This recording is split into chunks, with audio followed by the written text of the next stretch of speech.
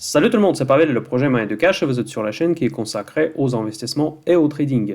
Cette vidéo sera consacrée au secteur financier. Nous allons parler des banques et des différentes sociétés financières.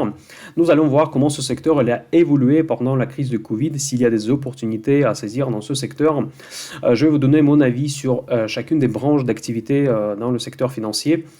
Et nous allons regarder des sociétés concrètes, nos chères banques françaises également. Nous allons regarder l'analyse technique et essayer de détecter les points d'entrée ou des points de sortie sur ces valeurs dans le secteur financier. Je vous rappelle qu'il y a eu déjà une vidéo sur la chaîne Mind the Cash il y a à peu près une année, même un peu plus, mais j'ai décidé de rafraîchir un petit peu dans la mémoire l'état des choses dans ce secteur et vous donner la mise à jour de mon avis par rapport à ce secteur que je sais qui vous intéresse beaucoup. Avant de commencer cette vidéo, comme d'habitude, je vous invite à vous inscrire à la chaîne Mind the Cash. N'oubliez pas, s'il vous plaît, de me mettre des likes. Pour moi, c'est super important, surtout si ces vidéos sectorielles vous intéressent, parce qu'elles demandent quand même beaucoup de travail d'analyse. Donc, je vous demande de mettre un like pour que cette vidéo soit visible au plus de personnes, et n'hésitez pas à partager ces vidéos si vous avez des amis qui s'intéressent à la bourse, à la finance et qui pourraient faire partie de la communauté Mind the Cash. Je vous rappelle également qu'il y a la chaîne Telegram qui se développe beaucoup, donc il y a déjà plus de 1100 personnes sur cette chaîne, et il y a beaucoup de discussions, vous pouvez poser vos questions, les questions sont souvent intéressantes, donc vous pouvez rejoindre cette chaîne Telegram. Je préparais quelques slides, mais pas beaucoup, bon je sais pas, après dites-moi dans les commentaires d'ailleurs si les vidéos sous une forme d'une présentation ça vous plaît ou vous préférez directement passer à des valeurs concrètes. Je préfère quand même faire une petite introduction, faire l'analyse du secteur et après uniquement voir des sociétés concrètes. Voilà, donc le secteur bancaire, il est présenté par plusieurs branches d'activité. Déjà, pour ceux qui sont experts dans le secteur bancaire, ne me jugez pas trop sévèrement parce que je vais largement simplifier le sujet. Je sais qu'il y en a beaucoup de particularités, mais j'essaie quand même de synthétiser les informations et sans trop rentrer dans les détails. Et je vais quelque part, sur certains points, raccourcir les informations pour la rendre un peu plus facile à appréhender et pour que ça soit plus intéressant même à des personnes qui ne travaillent pas dans le secteur financier, qui n'ont que des connaissances vagues par rapport à ce secteur. J'ai tendance à séparer l'activité bancaire en trois branches principales. Donc la première branche, c'est Investment Bank ou banque de financement de l'investissement, si on utilise un terme français. La deuxième branche, c'est la gestion d'actifs ou l'asset manager. Et la troisième branche, c'est la banque de détail ou le retail banking en anglais. Voilà, donc je sais qu'il y en a encore une fois, il y en a encore d'autres sous-branches d'activité, mais ce sont les trois directions majeures dans lesquelles opèrent les sociétés financières. Et nous allons voir en détail en quoi consistent ces activités, quels sont les acteurs majeurs dans ces sous-secteurs, et on va essayer de dénicher les pépites ou éventuellement des pipeaux dans ce secteur. Voilà, là je commence par Investment Bank, donc là je vais utiliser ce terme en anglo-saxon. L'Investment Bank, ça c'est vraiment le plus obscur et ça c'est la branche d'activité bancaire qui est la moins connue. Pourtant, on entend souvent parler dans les médias financiers, surtout quand il s'agit des scandales boursiers, des traders qui ont fait d'une opération telle ou telle, souvent les banques d'investissement et de financement sont critiquées pour tout un tas de choses. Et on a l'impression, en tout cas dans la grande majorité des personnes qui ne sont pas dans le secteur bancaire, on a l'impression que l'investment banking, ce sont des méchants traders qui sont devant leur poste en train de faire écrouler notre économie et qui ne font que jouer sur des graphiques. Et non, c'est pas du tout ça, c'est pas du tout l'activité principale des banques de financement d'investissement. Et on va voir ensemble quelles sont les activités en réalité des banques d'investissement. La première activité que je voudrais vous mentionner, c'est les introductions en bourse.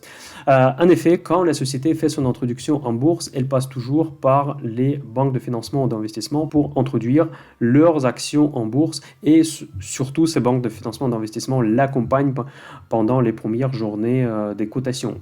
Ils font ce qu'on appelle le market making. En gros, ils créent la liquidité pour des valeurs qui viennent de rentrer en bourse. Voilà. La deuxième activité, c'est la fusion et acquisition. Une fois qu'il y a un rapprochement capitalistique entre les deux sociétés, notamment les sociétés cotées, les banques d'investissement rentrent en jeu afin d'accompagner ces entreprises dans ce processus qui est quand même assez complexe en termes de répartition des parts de capital qui sont présentées en bourse.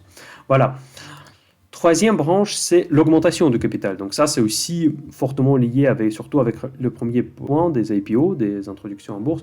Quand la société veut augmenter le capital, il y a des nouvelles actions apparaissent, vous pouvez recevoir les bons de souscription et pour garder votre part égale dans le capital global de la société. En gros, ce processus il est géré par les banques de financement d'investissement pour que ça reste en gros transparent pour les investisseurs quand la société fait une augmentation du capital. La quatrième activité des banques de financement d'investissement, proprietary trading. En gros, souvent on entend en termes prop trading.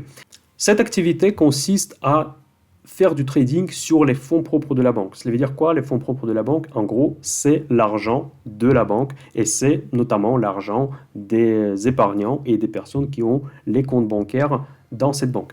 Ça peut paraître hallucinant, voire scandaleux, et effectivement, ça fait sujet des débats sociaux et politiques et économiques pendant la crise des subprimes, quand on voulait séparer ces deux activités.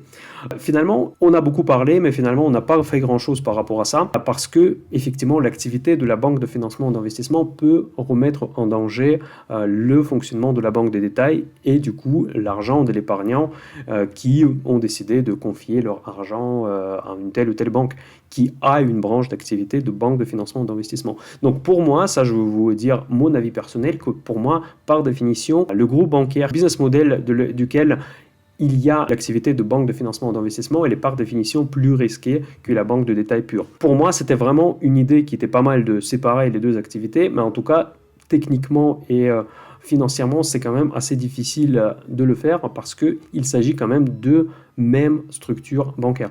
Quand vous imaginez la banque d'investissement de financement, souvent on imagine qu'ils font que du trading, mais en réalité, le trading, le vrai trading, c'est juste la partie, le propre trading, et que pas toutes les banques d'investissement de financement ont cette activité. Donc faites attention pour ne pas rentrer à une confusion qui est un petit peu faussée par les médias, que les banques de financement d'investissement ne font que ça.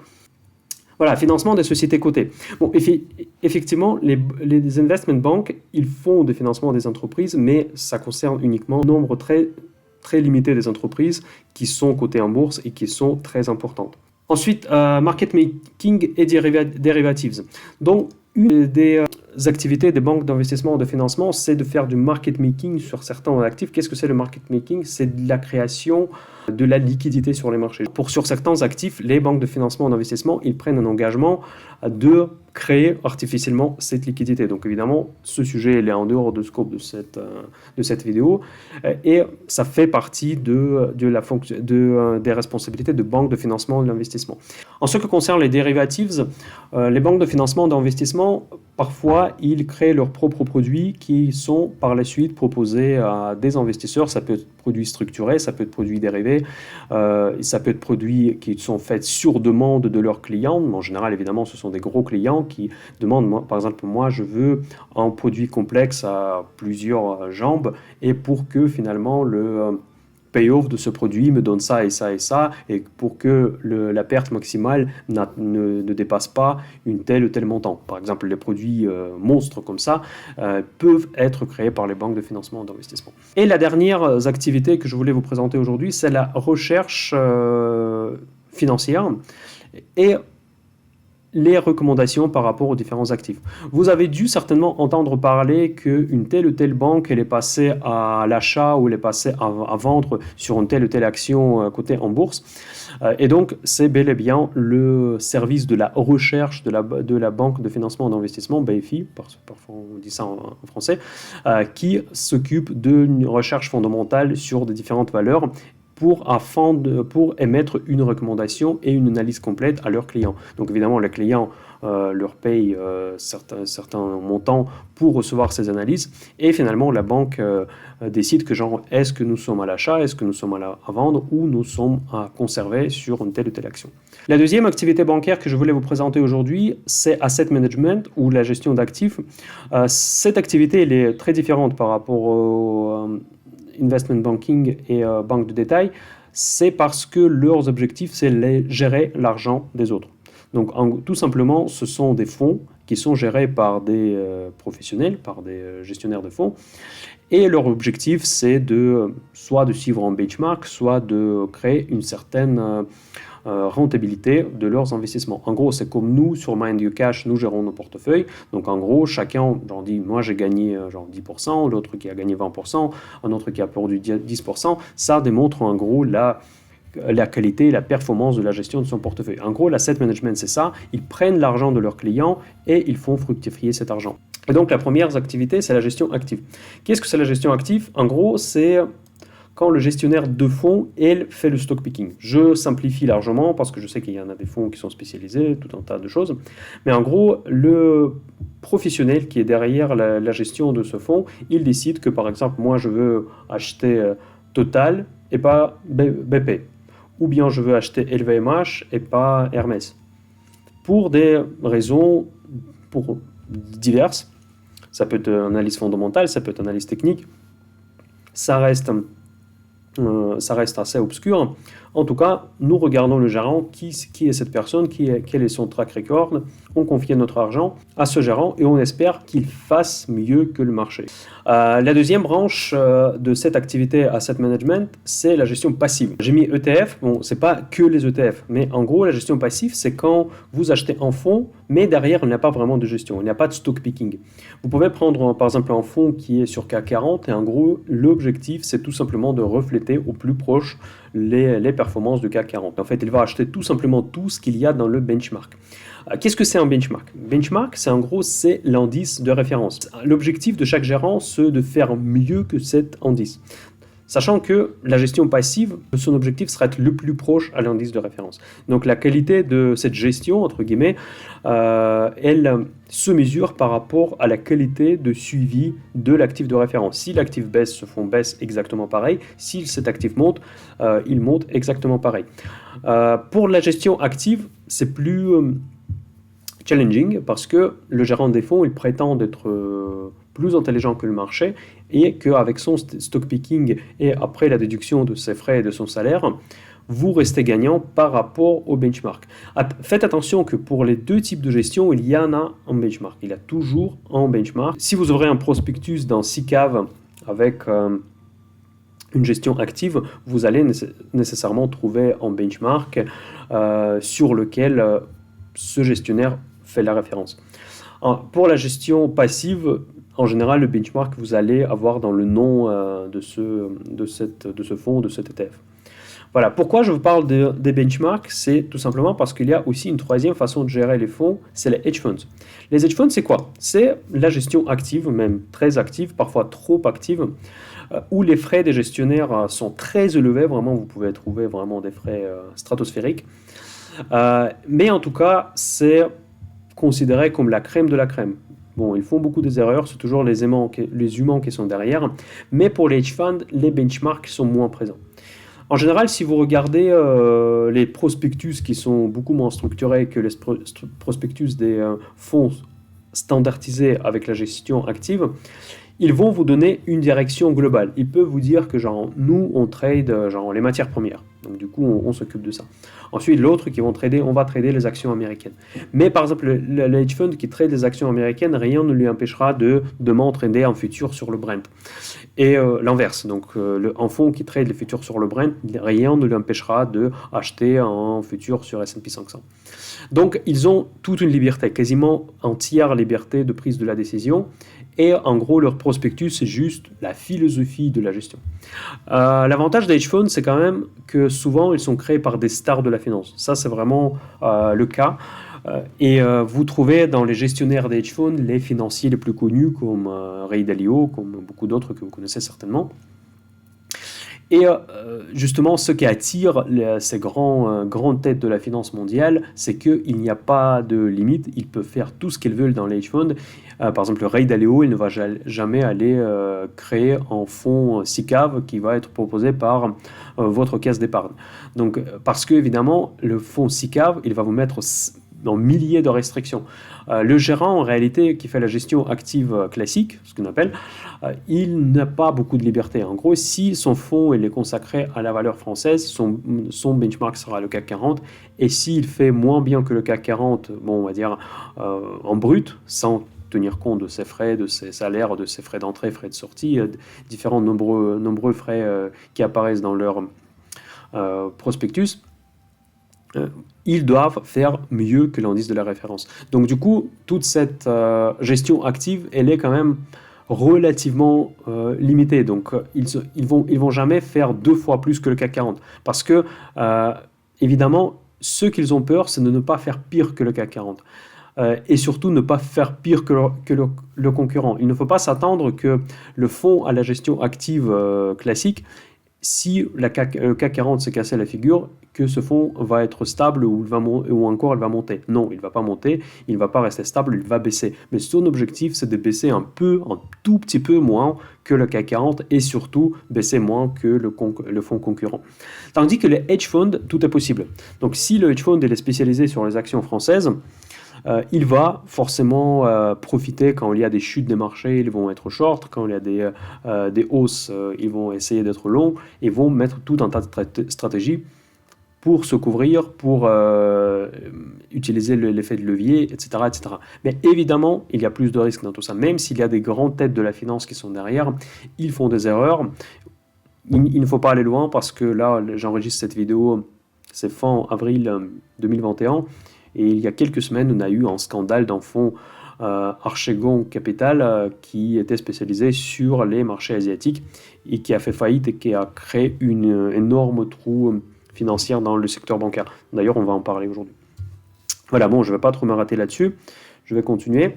Ensuite, et la banque de détail. Donc la banque de détail, c'est très simple, c'est le financement classique, l'immobilier, les prêts à la consommation, ceux que nous connaissons tous, les comptes courants, voilà, donc les comptes courants, ce que vous avez certainement aussi, et les placements. Donc les placements, c'est les divers placements que vous pouvez faire d'après votre banque. Il propose aussi les produits d'investissement, parce que vous le savez parfaitement que certainement votre banque où vous avez le compte vous a déjà proposé d'ouvrir une assurance vie, un PEA, etc., etc. Et probablement, ils vont même proposer d'investir dans certains fonds. Donc là, on retourne sur le slide précédent. Mais en tout cas, tout ce qui concerne l'investissement en bourse ou ailleurs, en général, c'est la déléguer à leur branche de l'asset management, ou bien une branche partenaire ou d'une banque ou d'une assurance partenaire qui s'occupe de la gestion d'actifs.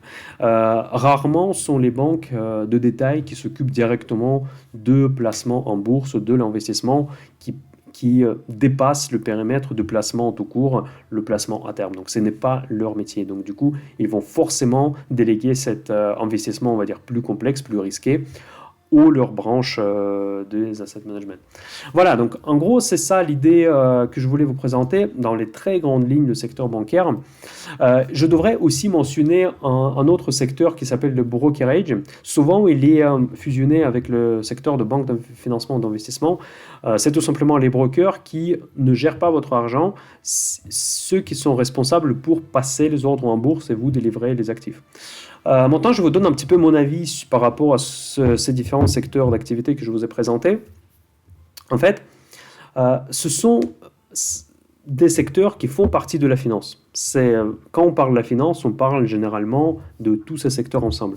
Mais pour moi, ce sont des métiers qui sont très différents. J'ai essayé de vous présenter sur ces slides très simples que, en effet, la différence entre ces deux activités, elle est quand même très importante et c'est pas du tout les mêmes risques. Donc quand on analyse une banque ou une société financière, nous devons tenir compte de ces particularités. Est-ce que c'est la banque de financement d'investissement qui domine, ou bien c'est la banque de détail qui domine, ou bien encore si l'asset management qui domine. Concernant les banques de détail, pour moi, c'est très dangereux dans le contexte actuel, dans le contexte où les banques centrales interviennent massivement sur les marchés. Il essaie de redémarrer l'économie mondiale en proposant l'argent facile, en quelque sorte. Et l'argent facile, cela veut dire que les banques commerciales doivent prêter facilement aux particuliers, aux entreprises, etc., etc., parce que c'est comme ça que l'économie redémarre. Contrairement aux idées reçues, ce ne sont pas les banques centrales qui créent la monnaie, ce sont les banques commerciales qui créent la monnaie. Quand vous empruntez à votre banque, c'est à ce moment-là que la monnaie est créée dans ce système. Et c'est pour ça que malgré les différents programmes de QI, les différentes planches à billets qui ont été lancées, surtout l'année dernière, nous ne voyons toujours pas l'inflation. Maintenant, elle redémarre, je sais, avec la réouverture après Covid. Mais en tout cas, on n'a pas vu l'inflation depuis de nombreuses années. Et pourtant, les banques centrales n'arrêtaient pas la planche à billets, comme on dit, qui ne générait pas l'inflation. C'est exactement à cause de ce phénomène parce que, effectivement, ça crée de la liquidité dans le système financier, mais le système bancaire, le système des banques commerciales ne crée pas de cette liquidité dans l'économie réelle.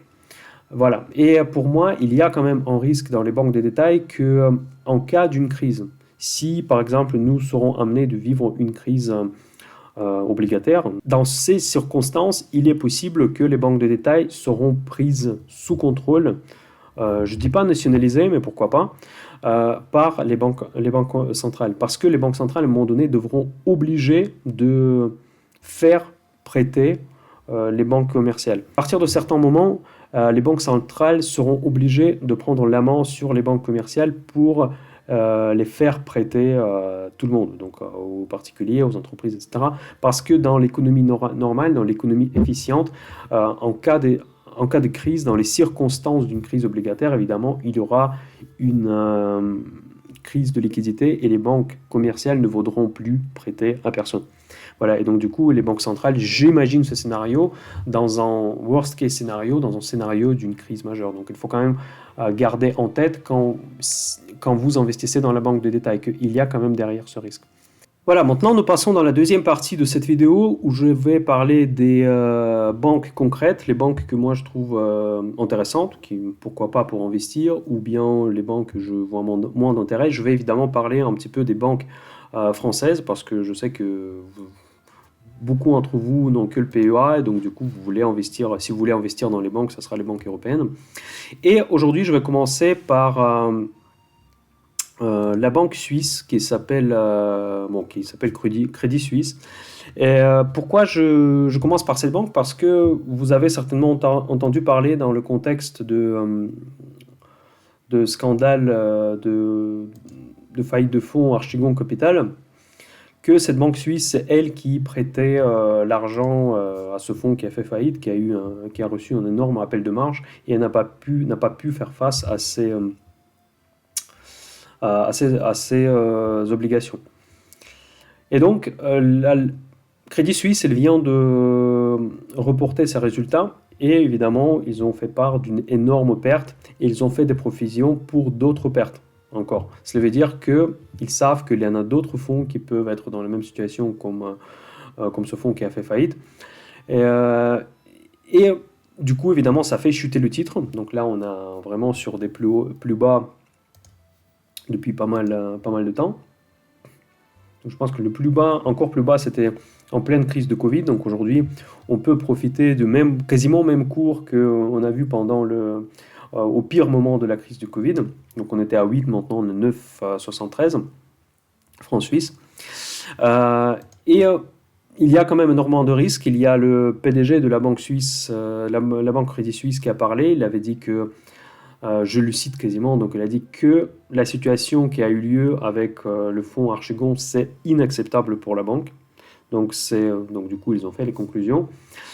Il est probable que maintenant, il y aura un nouveau processus de la révision de toute la gestion du risque de Crédit Suisse et probablement ce banque à plus long terme, il devrait changer complètement du profil de risque. Ça, c'est un des paris que moi je fais, c'est qu'évidemment, ils ne vont pas vouloir rester dans cette situation qui est quand même un peu la honte pour une banque d'une telle réputation et ils vont mettre en place les mesures d'amélioration du système de contrôle des risques au sein de Crédit Suisse. Paradoxalement, il y avait une autre affirmation de PDG de Crédit Suisse qui a dit que il n'y a pas de problème de la culture de gestion des risques au sein de la banque. Ça m'a étonné un petit peu, parce que les faits prouvent le contraire.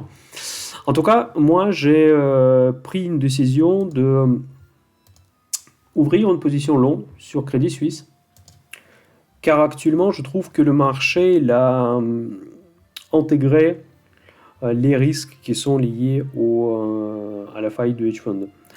Pour moi, les risques de ce dossier sont concentrés principalement dans cette communication sur les réserves qui ont été augmentées par la banque afin de faire face à des pertes potentielles futures. Donc ils n'ont pas donné beaucoup de précision et c'est pour ça que j'ai décidé d'ouvrir cette position via les options call. En revanche, j'ai pris une option qui est très proche au marché, donc du coup il était plus cher que je pourrais prendre, que j'ai pris en strike call à 10, donc à 10 francs suisses, en espérant que la banque peut repartir à la hausse. Et si le marché a déjà intégré les mauvaises nouvelles, ici il n'aura pas de nouvelles mauvaises nouvelles par rapport à d'autres fonds éventuellement en faillite, dans ce cas-là, le marché devrait interpréter de manière très positive toutes les actualités moins pires que prévu. Donc maintenant, on va passer dans un autre mode de réflexion. Donc on ne va pas attendre des bonnes nouvelles de Crédit Suisse, mais en revanche, on va attendre des nouvelles que la situation s'améliore, que la banque revient à la normale après ce fiasco de fonds Archegos Capital. Voilà, donc ça c'est ce qui concerne Crédit Suisse. C'est pas la peine aujourd'hui de regarder des ratios, je pense, parce que de toute façon ils sont faussés par la dernière perte. Donc évidemment, il peut paraître ne pas cher, mais il n'est pas cher parce qu'il y avait un problème. Voilà, maintenant je vais regarder les banques françaises. Je vais commencer par BNP Paribas. BNP Paribas, c'est une banque qui intègre à la fois, je pense, toutes les branches d'activité. Il y a l'activité de banque de détail, évidemment, donc on peut ouvrir un compte chez BNP Paribas, on peut faire des placements, etc. etc. Il y a la banque de financement d'investissement. Et il y a aussi la gestion d'actifs. Donc la gestion d'actifs, après je ne sais pas quelle part de la gestion d'actifs représente dans leur chiffre d'affaires, mais en tout cas les activités principales c'est la banque des détails et aussi la banque de financement d'investissement. Une chose positive que je pourrais dire par rapport à BNP Paribas, que pendant la crise 2008-2009, ils ont fait preuve de la qualité de gestion de risque. C'est justement le contraire par rapport à ce qu'on vient de voir avec Crédit Suisse. Et du coup on peut théoriquement faire confiance à leurs équipes en espérant qu'ils n'ont pas changé trop de leur philosophie de gestion de risque pendant les dernières années. On va maintenant regarder les ratios de BNP. Attention, quand on regarde les sociétés financières, ce n'est pas les mêmes ratios qu'on doit regarder. Donc du coup, c'est assez important parce qu'évidemment, l'endettement des banques, ça ne va rien dire, parce que l'endettement, en gros, c'est l'endettement par rapport à la Banque centrale, par rapport à vous, moi et vous. Donc si vous avez un compte à la BNP, donc du coup, la BNP vous doit la somme que vous avez sur votre compte. Ce qui est important de regarder ici, c'est les book value, price to book et price to tangible book. Pourquoi c'est important pour les banques? Parce que, qu'est-ce que c'est les books? Les books, c'est la valeur comptable. Mais par contre, la valeur comptable, elle est faite par rapport à la valeur des marchés de leurs actifs. Et pour la banque en général, et surtout pour la banque des détails, ce sont des actifs qui sont relativement faciles à valoriser. Souvent ce sont des prêts, souvent ce sont des dépôts, ou bien des actifs financiers pour lesquels il y a le marché, et en certaines parties des actifs financiers pour lesquels il n'y a pas de marché, mais il y a des modèles de valorisation, et c'est là où on peut avoir éventuellement des mauvaises surprises. Mais en tout cas, la book value pour les banques, c'est quand même relativement fiable. Or, les banques d'investissement, financement d'investissement qui font des produits très complexes. Donc parce que dans ce cas-là, la part de banques de financement d'investissement va dominer dans leur book value. Et vu qu'il peut y avoir des produits pour lesquels il n'y a pas de marché, qui sont valorisés un petit peu au pif, évidemment, ça peut représenter des risques majeurs. Ou bien les actifs illiquides, encore une fois. Par exemple, vous pouvez avoir acheté un actif à $1 milliard, mais aujourd'hui, vu qu'il n'y a pas de marché, vous ne savez pas à combien il est valorisé et il n'y a aucun acheteur. Donc s'il y a une crise, ok, sur votre balance financière, vous avez un milliard, mais c'est un milliard que vous allez jamais pouvoir concrétiser. Voilà, en tout cas dans les circonstances actuelles. Et donc là, on va faire attention à ces ratios price to book et price to tangible. Bon, tangible book peut-être un peu moins, mais surtout le price to book. Et pour la banque verte, non, la banque verte c'est Crédit Agricole, donc la BNP ça représente 0,5%. Donc, la valeur de leurs actifs, elle est quasiment 2 fois supérieure à la valeur boursière. Donc, potentiellement, on peut voir que cette banque encore peut doubler en valeur. C'est pas mon opinion, je vous dis tout simplement ça, que leurs actifs comptables sont valorisés 2 fois plus que les valorise le marché. Le marché peut avoir raison, le marché peut avoir tort, et c'est à nous les investisseurs, de décider à qui vous croyez. Donc voilà. Les marges, c'est pour le secteur bancaire, c'est un peu difficile aussi à les lire. En termes des ROI, vous voyez, donc ROIC, Return on Investment, ça c'est le ratio que je regarde d'habitude pour les sociétés classiques, qui n'est pas communiqué, parce que pour les valeurs financières, ça n'a aucun sens, vu que la dette, en fait, la dette, elle représente en gros les dépôts, donc la dette, elle peut sembler énorme, mais ce n'est pas la vraie dette. Et donc la rentabilité de la banque, elle est représentée par l'indice ROI, qui est une version de ROIC, mais sans tenir compte de la dette, et qui est de l'ordre de 7% en moyenne pour BNP Paribas, et pour la dernière année, c'est de 6%.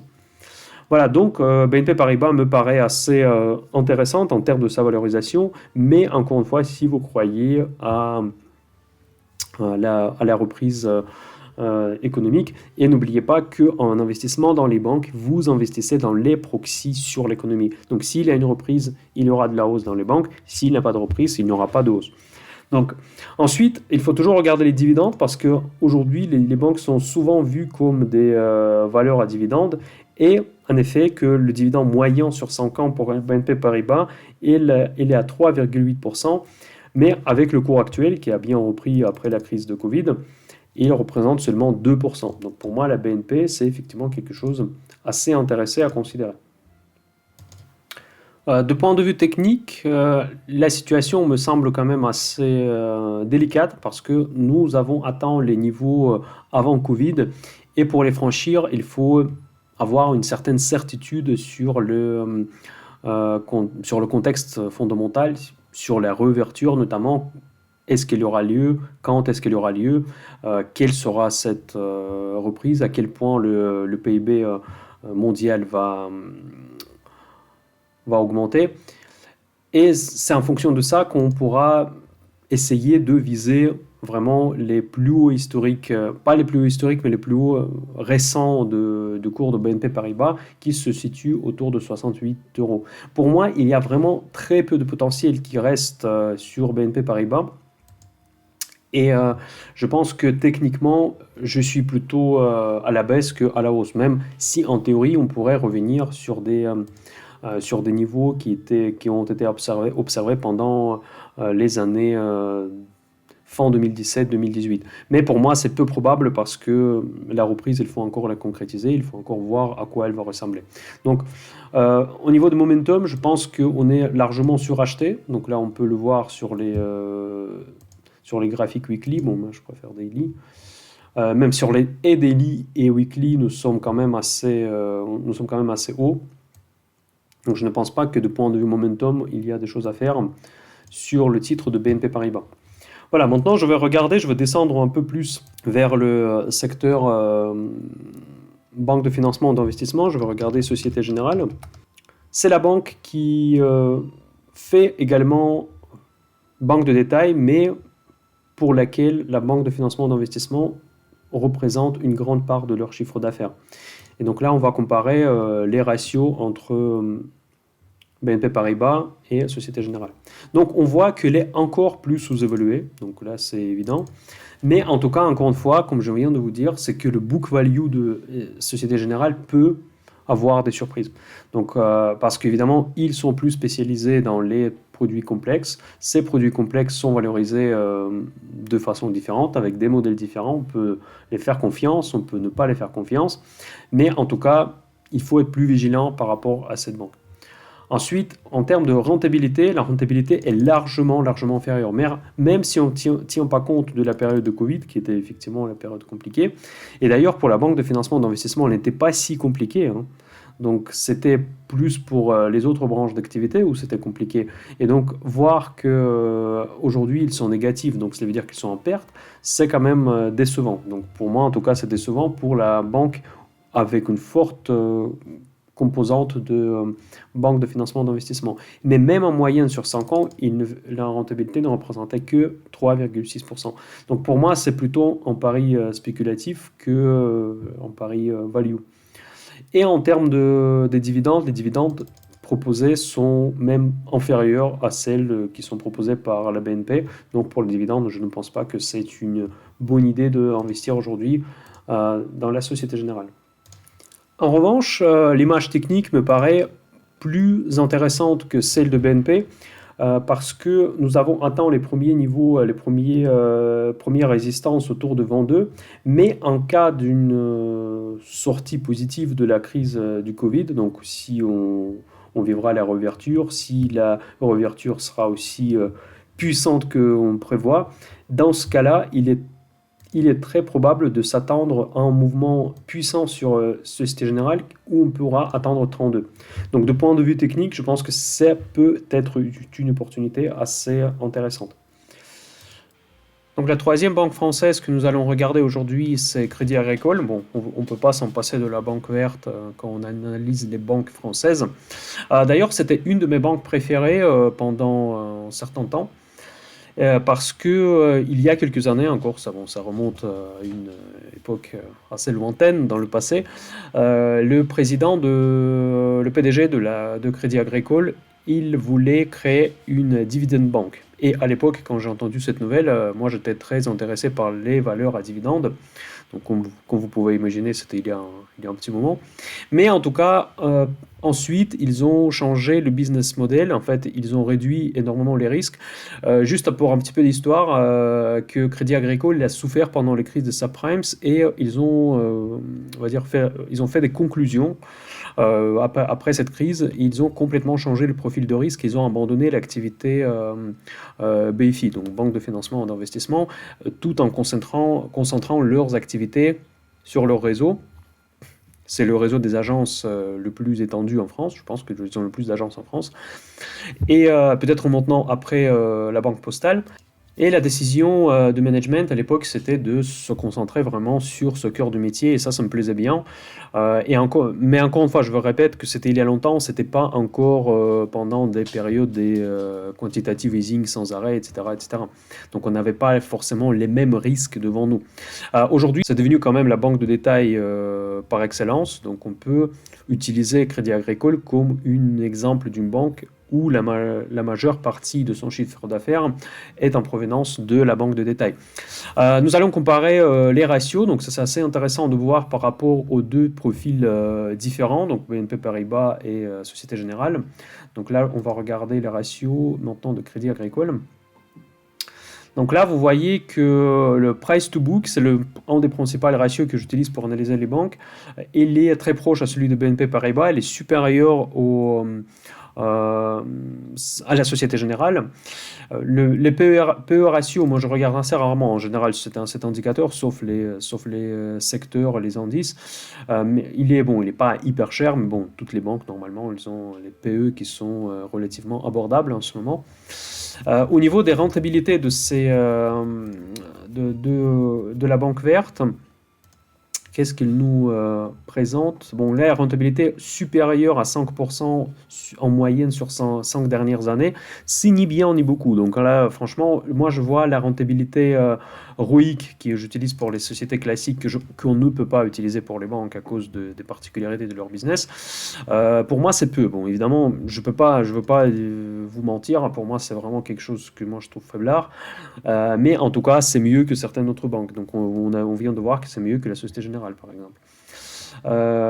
Ensuite, l'endettement, ce n'est pas intéressant, mais en revanche, encore une fois, vous voyez que effectivement, c'est le dividend bank en moyenne, presque 4,7% de dividendes par an, c'est énorme compte tenu de le contexte actuel, et le dernier dividende au cours actuel de 6,27. Donc du coup, la banque, elle continue sa politique d'être la dividend bank Bonne politique ou mauvaise, ça je ne sais pas, mais dans tous les cas, c'est une valeur qui est intéressante, par exemple pour notre portefeuille rentier, et je vais peut-être la rajouter un jour quand je vais trouver que le cours est intéressant. De point de vue technique, l'image ressemble beaucoup à celle de BNP Paribas, donc on voit bien que les cours ont rebondi fortement, donc dommage qu'on a encore raté l'occasion de l'acheter Crédit Agricole le plus bas. Et aujourd'hui, nous sommes dans le canal que Crédit Agricole suit depuis des années et des années. Vraiment, c'est une action assez bizarre en fait. Depuis que je suis en bourse, j'ai l'impression que Crédit Agricole, il se balade dans un canal entre 8 et 14, donc ça c'est vraiment large. Mais la plupart des temps, il reste dans les 10, 12.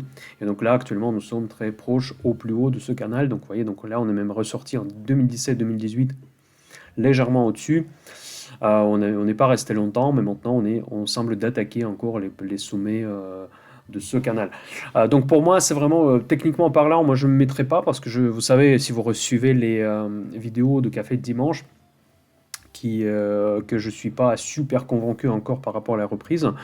Je ne veux pas trop sonner les alarmes, mais en tout cas, j'aimerais bien voir un petit peu plus clair à quoi elle va ressembler, comment l'économie va redémarrer, si ça ne va pas créer d'autres problèmes, des dégâts collatéraux, on va les appeler comme ça, style l'inflation par exemple. Voilà. Donc pour moi, l'image technique ne m'incite pas à l'achat au cours actuel, donc c'est un peu la même remarque comme pour BNP Paribas. Mais en tout cas, si vous voulez à long terme avoir une belle action à dividende, donc je pense que Crédit Agricole, ça pourrait être une bonne opportunité. Maintenant, nous allons regarder la société Amundi. C'est un spécialiste des ETF. Donc ça fait partie d'une pure branche d'asset management et qui était née d'une fusion de Crédit Agricole et de Société Générale. Et nous allons voir à quel point les ratios et comment les situations boursières est différente pour ce type d'activité. Donc là, je commence toujours avec mes ratios financiers. Donc on voit que déjà, elle est valorisée plus cher. Donc on voit qu'il y a plus de 3% de l'année de chiffre d'affaires que c'est valorisé. Donc le price to book, déjà 1,5. Donc c'est une société qui est beaucoup plus chère. Les marges sont beaucoup plus importantes, beaucoup plus importantes. Donc ça, c'est une très bonne nouvelle pour les investisseurs. Et ici, on retrouve déjà des ratios plus classiques et on voit que la rentabilité, elle est beaucoup plus importante que pour les banques classiques. Et on peut tenir compte de la dette. Même en tenant compte de la dette, bon, ça reste plus faible, mais ça reste quand même assez acceptable. Donc vous voyez que tout de suite, déjà en regardant ces ratios, on peut comparer que les profils de ces activités n'ont rien à voir. Et donc on voit tout de suite que les valorisations de marché sont très différentes pour ces entreprises. Et les dividendes restent quand même généreux, donc 4% pour une société comme ça. Et les sociétés qui font de asset management, elles ont souvent des avantages concurrentiels. Maintenant, je vais regarder l'image technique. Bon, l'image technique, elle est quand même plus exigeante. Il faut admettre que l'entreprise, elle est très proche à ses plus hauts historiques. Donc, il ne laisse seulement quelques euros à gagner pour atteindre le plus haut historique. Et au niveau des RSI, au niveau de momentum, je ne vois pas forcément d'une opportunité d'achat actuellement. Mais en tout cas, si vous êtes à long terme et si vous voulez mettre une valeur à forte dividende, ça peut être intéressant. Donc là, je suis plus convaincu de mettre cette valeur dans le portefeuille, même si elle est proche assez plus haut historique, que BNP. Parce que BNP, ça sera encore une fois, ça sera le proxy sur l'économie, le proxy sur la reprise, sur la sortie de la crise Covid.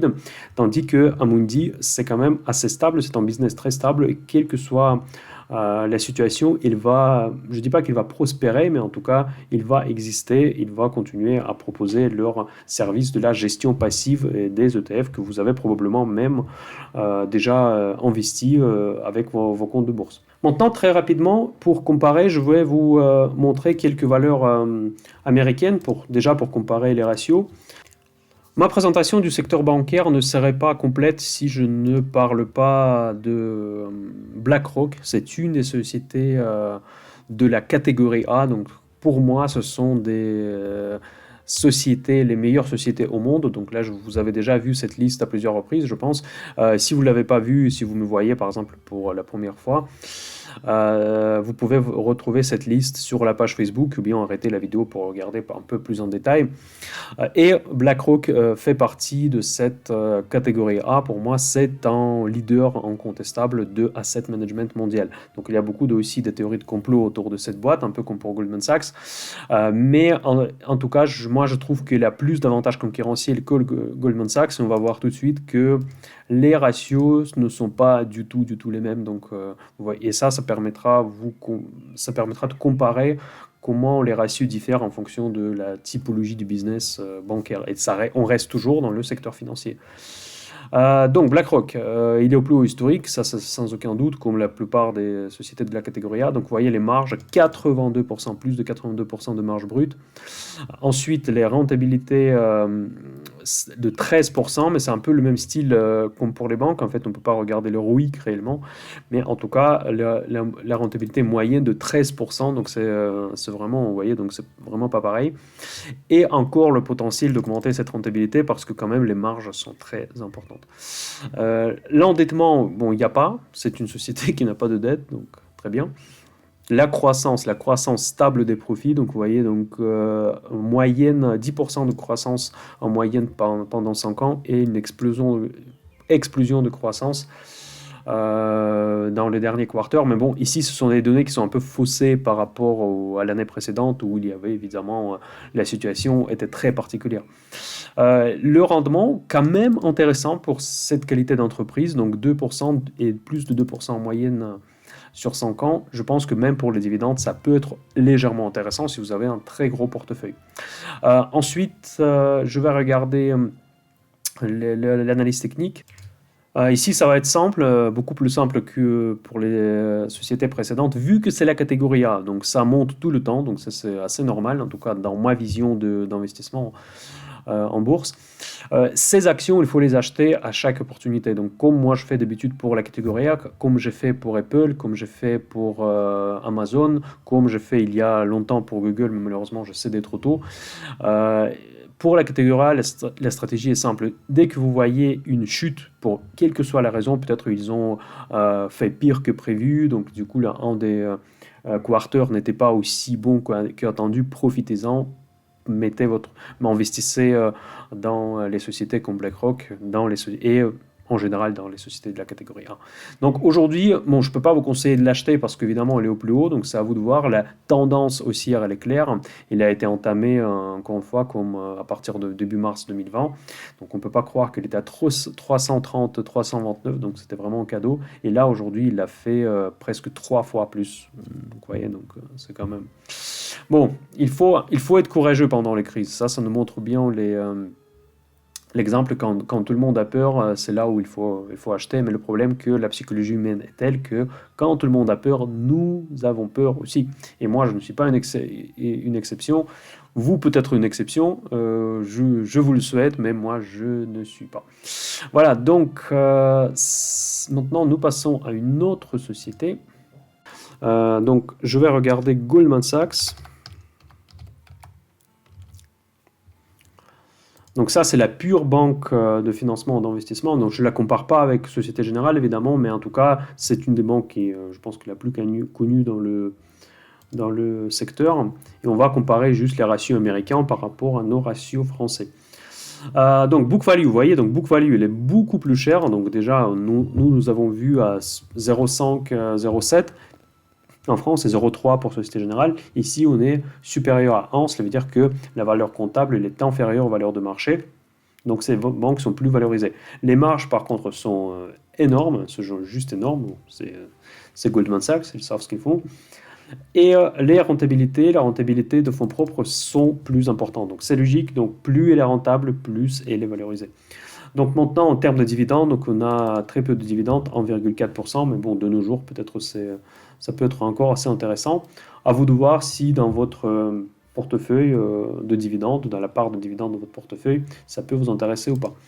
Maintenant, de point de vue technique, nous restons très haut, nous restons au plus haut historique, et même sur tous les indicateurs que moi j'utilise d'habitude, Je vais passer en daily pour voir un peu. Donc, on est largement en surachat. Donc là, je ne pense pas que c'est vraiment une opportunité d'acheter à ce cours. Il faudra clairement attendre une correction sur Goldman Sachs parce que cette banque elle a déjà intégré la sortie la plus positive de la crise de Covid. Et en plus, je pense que la tendance semble déjà corriger. Voilà. Ensuite, pour que l'image de banque que je vous présente aujourd'hui soit la plus complète, je vais vous montrer un broker spécialisé américain qui s'appelle Charles Schwab. C'est un des plus gros brokers aux États-Unis. Et nous allons comparer les ratios par rapport à ce que nous avons déjà vu dans d'autres branches de secteur d'activité bancaire. Donc vous voyez que les ratios sont différents. Donc vous voyez tout de suite qu'il est valorisé à plus de 9 ans de chiffre d'affaires. Donc déjà le PER à 31 presque. Donc, par contre là, les marges sont encore plus importantes que Goldman Sachs. Les rentabilités sont encore plus élevées, donc 14,5 presque pour 5 ans en moyenne. Et bon, le rendement, il n'y en a presque pas, malheureusement. Et je vais regarder par rapport à l'image technique. Je trouve que c'est quand même assez intéressant de comparer comment les ratios changent en fonction du profil de la banque. Donc ici, ce n'est pas la banque, c'est une société de trading. Et encore une fois, comme pour l'image technique, il ressemble beaucoup à celle de Goldman Sachs. Avec seule différence que ici je ne vois pas de retournement, la tendance haussière elle est claire et nette. Donc là j'investirai pas à ce niveau-là, ça c'est sûr et certain. Après il n'y a pas de signe de retournement pour le moment, donc pour moi c'est peut-être pas forcément un moment de shorter, mais en tout cas cette action me paraît très chère. Voilà, donc je pense que ça sera tout pour cette vidéo. J'espère que ça vous a plu. Dites-moi dans les commentaires si ce format vous plaît. Quand nous regardons un secteur en entier et nous regardons les sociétés au sein de ce secteur. N'oubliez pas de mettre un like avant de partir. Partagez cette vidéo si vous avez des amis qui s'intéressent à la bourse. Et je vous souhaite le meilleur. Mind the cash, à bientôt.